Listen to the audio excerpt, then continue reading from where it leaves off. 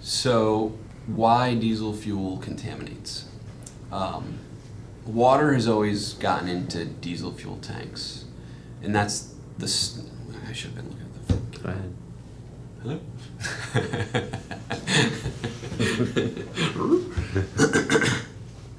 So, why diesel fuel contaminates?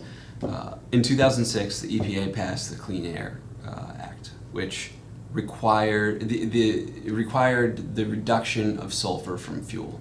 The idea is sulfur in the air as part of air emissions is not good for air quality, it causes disease and health issues, so get the sulfur out of the air. So the EPA passes this and they say all diesel fuel, on-road and off-road diesel fuel needs to be 15 parts per million of sulfur.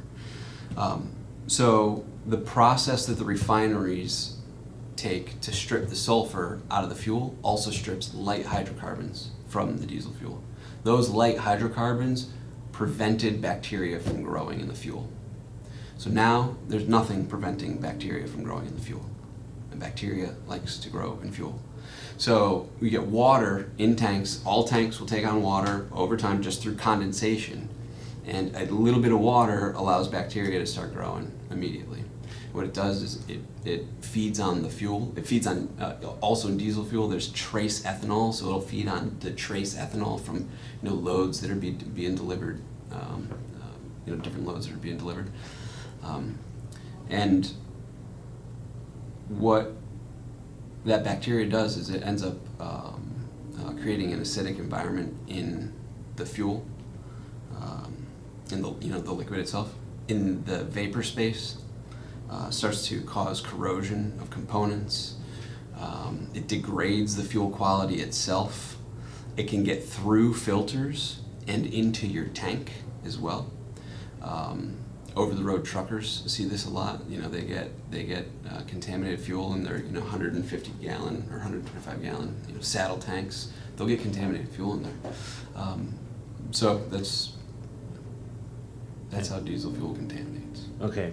That's why we have this issue. Okay. It's the EPA wanting to make air cleaner and nicer, and let me expand on that. Let me expand on the diesel fuel shit. You want me to get into the nerdiness here? Sure. Yeah.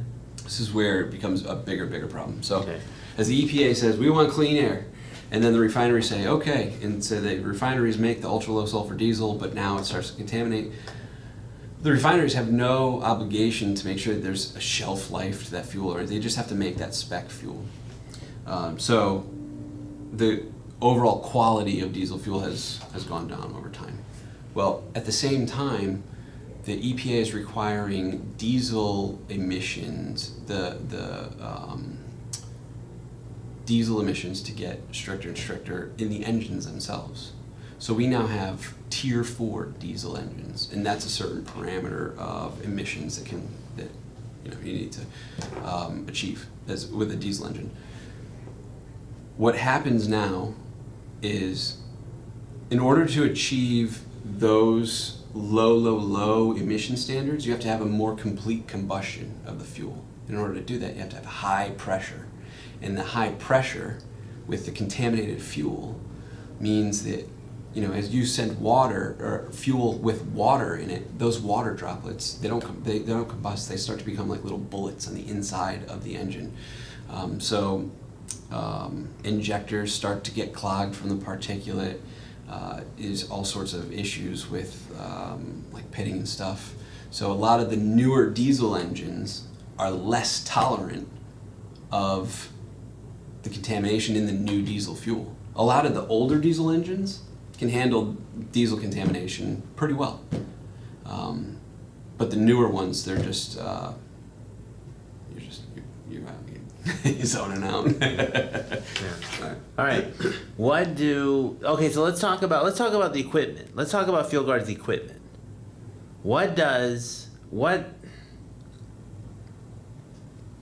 Talk about Fuel Guard's equipment. I'm just gonna So all of our filtering machines are mounted on trailers, hauled by pickups with dualies. On those trailers, So we're mobile. We park right next to the tanks. Some tanks are behind enclosures. Sometimes we have extra hoses, and we do have mobile filtration units too if we need to like get on roofs or basements. Those are somewhat smaller, but we mobilize all of our filtering equipment to the tanks.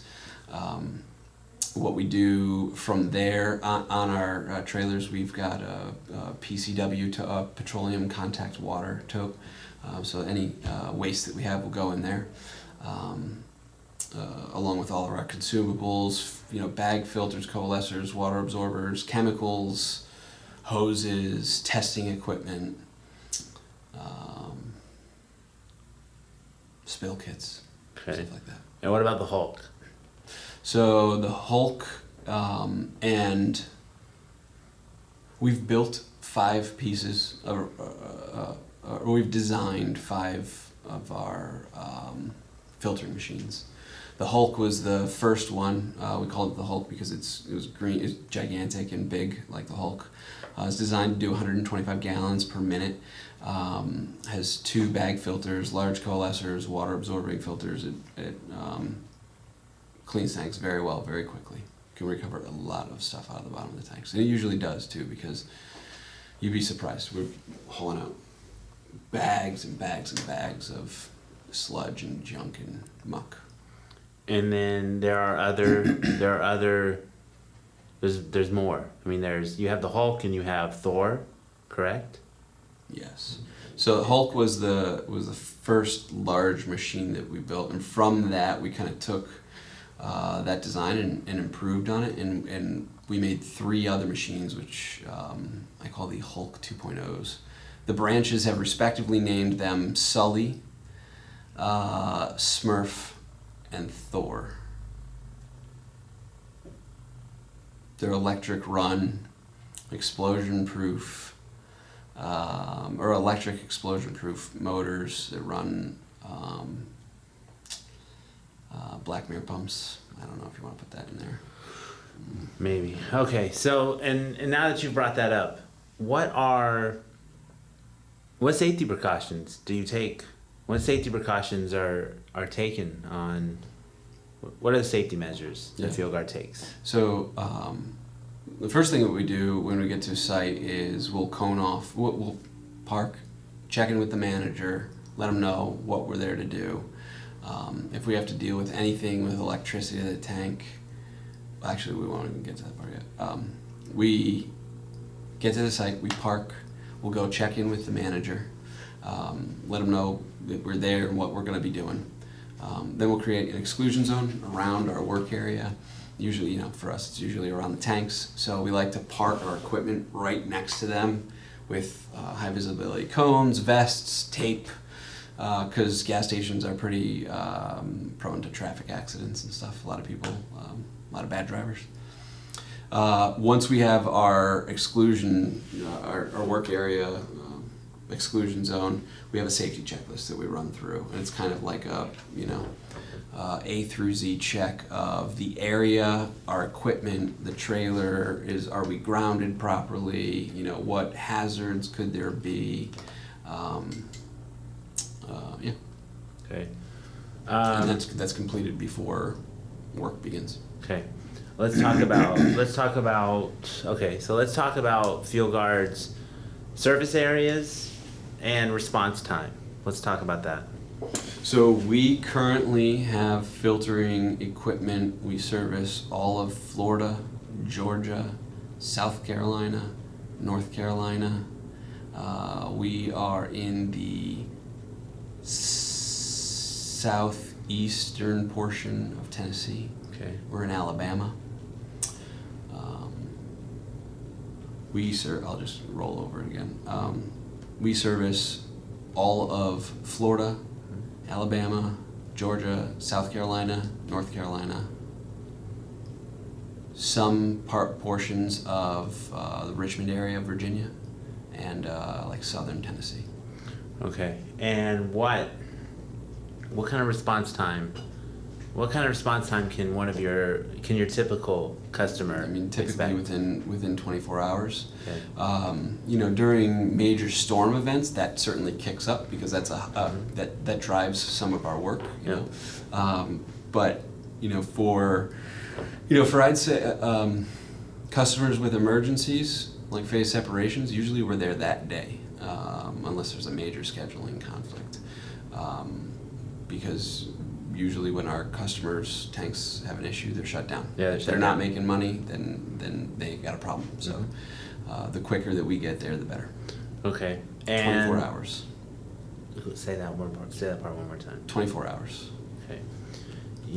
24 hours. All right. So talk about here's another one. Now let me also say this. Hold on. So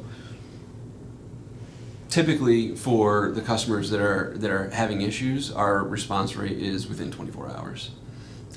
We do have a number of customers though that are on preventative maintenance plans, and part of that does include annual or semi-annual filtering. In those instances, we have that stuff scheduled out far in advance. You know, they know that we're coming, and yeah. Okay, good. Talk about some of the challenges. The Guardian and Fuel Guard footprint is the Southeast, the United States. So talk about, we're dead. I gotta change the battery. Okay, so